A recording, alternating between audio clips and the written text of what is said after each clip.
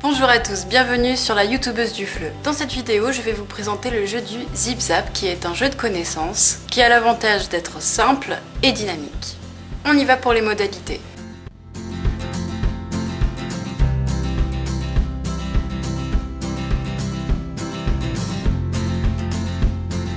Alors les objectifs du jeu sont multiples. L'objectif principal bien sûr c'est de faire connaissance, mais également de mémoriser les prénoms du groupe, ceci étant utile à la fois pour les apprenants mais aussi pour le professeur, car il est souvent difficile de retenir tous les prénoms de sa classe. Ce jeu permet également d'exercer ses réflexes, de travailler la concentration et la rapidité, et enfin de travailler un peu le vocabulaire puisque certains lexèmes comme gauche et droite reviendront souvent lors du jeu.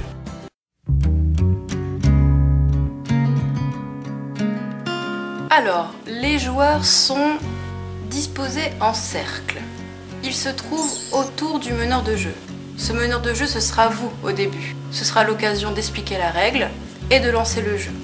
Donc comme vous l'avez compris, il faudra autant de chaises que d'apprenants, moins une chaise pour que la personne qui soit au milieu ne puisse s'asseoir qu'en volant la chaise de quelqu'un. Et ce quelqu'un remplacera la personne du milieu. Alors comment cela se passe-t-il ?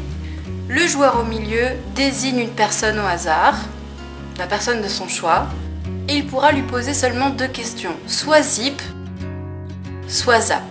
S'il lui demande zap, la personne questionnée devra donner le plus rapidement possible le prénom de la personne qui est à sa gauche. Si on lui demande zip, la personne questionnée devra donner le plus rapidement possible le prénom de la personne qui est à sa droite. Attention, si le meneur dit zip zap, à ce moment-là, tout le monde doit se lever et changer de place à toute vitesse. Le meneur en profite pour s'asseoir et au terme du changement de place, il y aura forcément une personne qui n'aura pas trouvé de chaise et qui se retrouvera au milieu. Ce sera donc à lui de poser des questions. Un petit moyen mémotechnique pour se souvenir de c'est quoi zip, c'est quoi zap. Dans zap, on a un A comme dans gauche. Dans zip, on a un I comme dans droite. Si l'apprenant répond correctement, la personne au milieu doit continuer de questionner quelqu'un jusqu'à ce qu'il se trompe. Car en effet, si l'apprenant questionné hésite trop longtemps, se trompe de prénom ou bafouille, il a perdu et il doit remplacer la personne au milieu et à son tour de questionner les apprenants.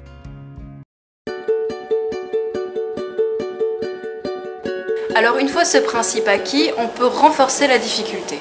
Par exemple, si le joueur du milieu dit zip zip, ce n'est plus la personne juste à côté de nous dont il faut donner le prénom, mais il doit en fait nommer la deuxième personne à sa droite. Autrement plus difficile, si le meneur dit zip zap zap, cela signifie qu'il faut nommer le troisième joueur sur sa gauche.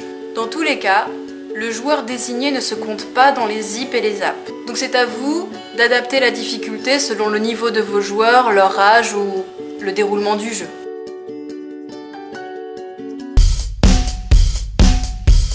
L'intérêt de ce jeu, c'est que les apprenants rentrent en communication. Pour gagner ce jeu, en tout cas pour ne pas perdre, il faut être en mesure de donner le prénom de son voisin. Ça veut dire que lorsqu'ils vont s'asseoir à côté de quelqu'un qu'ils ne connaissent pas, ils vont bien être obligés de rentrer en communication pour demander comment tu t'appelles, ainsi qu'à la personne de droite, comment tu t'appelles. Donc cette locution sera rabâchée. C'est aussi un jeu dynamique parce qu'il faut s'attendre à tout moment à bondir de sa chaise, donc ça met beaucoup d'énergie au sein du groupe. C'est un jeu où on rit beaucoup et ça réveille les plus endormis. Aussi, on peut éventuellement remplacer zip zap par gauche et droite pour les plus faibles niveaux afin que ces lexèmes soient sans cesse répétés et qu'ils soient associés à une réalité kinesthésique. Alors par rapport au temps, vous aurez remarqué au début de la vidéo, dans les modalités, j'ai mis que ce jeu pouvait durer entre 15 et 45 minutes. Alors 45 minutes, ça peut vous paraître long, mais j'ai pris exprès une fourchette assez large parce que vous verrez que selon les niveaux de vos apprenants, selon le nombre d'apprenants, selon l'ambiance et selon les variantes plus ou moins difficiles que vous aurez mises en place, ce jeu peut avoir une grande variété de durée. Finalement, c'est à vous de juger. Si vous sentez qu'au bout d'un moment, l'ambiance retombe, que les apprenants sont bien enregistrés, que le jeu tourne un peu en rond, c'est à vous de changer pour un autre jeu. Mais ça peut durer 15 minutes comme 45 minutes. Ça, c'est à vous de voir, selon le contexte et selon la situation. Voilà, c'est tout pour le jeu du Zip Zap. J'espère que ce jeu vous aura plu. Moi je vous dis à bientôt pour d'autres jeux de connaissances dans cette playlist. Surtout n'hésitez pas à en proposer si vous-même vous en connaissez.